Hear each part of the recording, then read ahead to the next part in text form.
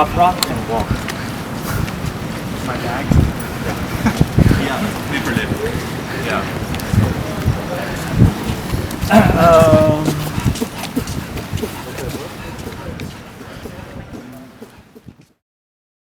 B-boying is honestly the first love in my life. Like I can't imagine who I'd be or where I'd be at if it wasn't for b-boying. I've gone through a lot of tough things during my life, and when I had like nothing, you know, I could always turn to b-boying. I started. I always had an interest since I was little because I had a lot of cousins who would b-boy and a few cousins who would be girls. So every time I'd see it on TV, I'd be really interested in doing it. So by the time I went to high school, there was people who were dancing, and you know, same as him, I asked them to teach me, and I got into it, and just been loving it ever since. Can't stop.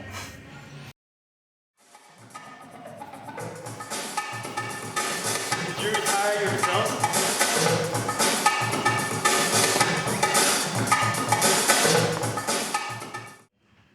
I'm so tiny, so like it's hard to play some like football games or something.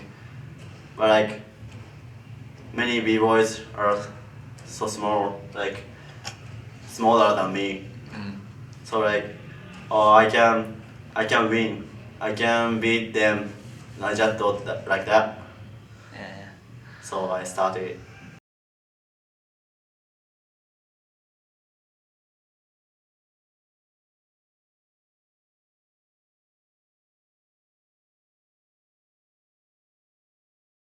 I started breaking like back in middle school, maybe like 7th grade. No, 8th grade. No, 7th grade. And it was because I saw my friend, he busted out some windmills the first time, and I was like, damn, that's hella sick, right? So I honestly just did it for the cool factor. So I just like decided, oh, you know, I'm gonna break because it looks cool.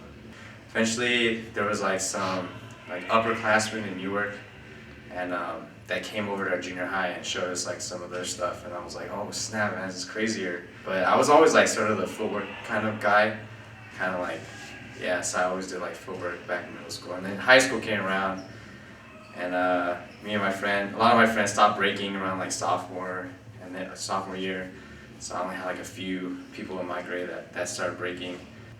And then senior year came around, and I was like, all right, you know, if I'm gonna want to keep doing this, I gotta like get better. So that's when I was like, okay, summer before senior year, I started like, you know, training, like trying to lose weight and stuff. And then come around college, my freshman year, I started like, okay, you know, this is where I'm gonna like get a lot better.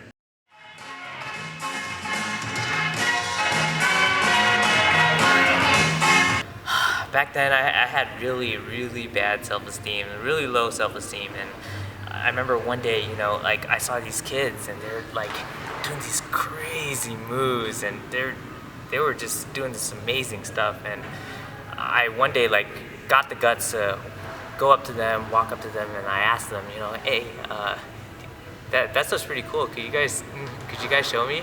And they kind of looked at me and kind of laughed, and they're like, man, breakdancing is not for Chinese kids. And I felt so stupid, you know, and I was just so embarrassed. I walked home with my head hung down, and you know, I kind of lied on my bed for a couple hours, just kind of thinking about it. And after lying there for a while, I started feeling like, man, that's really messed up. And I got really mad.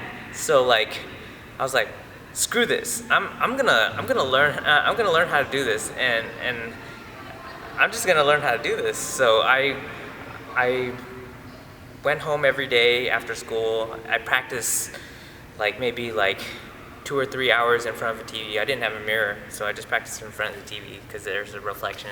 And I didn't have any b-boys to learn from. I didn't watch videos back then. I just kind of did what I thought they were doing, and I was like reinventing the crab, reinventing, you know, what I thought was a 6-step, and then finally it started kind of looking like it, and then I'd reinvent windmills and all the moves until I finally, like after maybe like 3 months or so, I got like a complete set of moves, and I started putting them together, and long story short, like I saw those kids again like a few months later, and I battled them and I crushed them.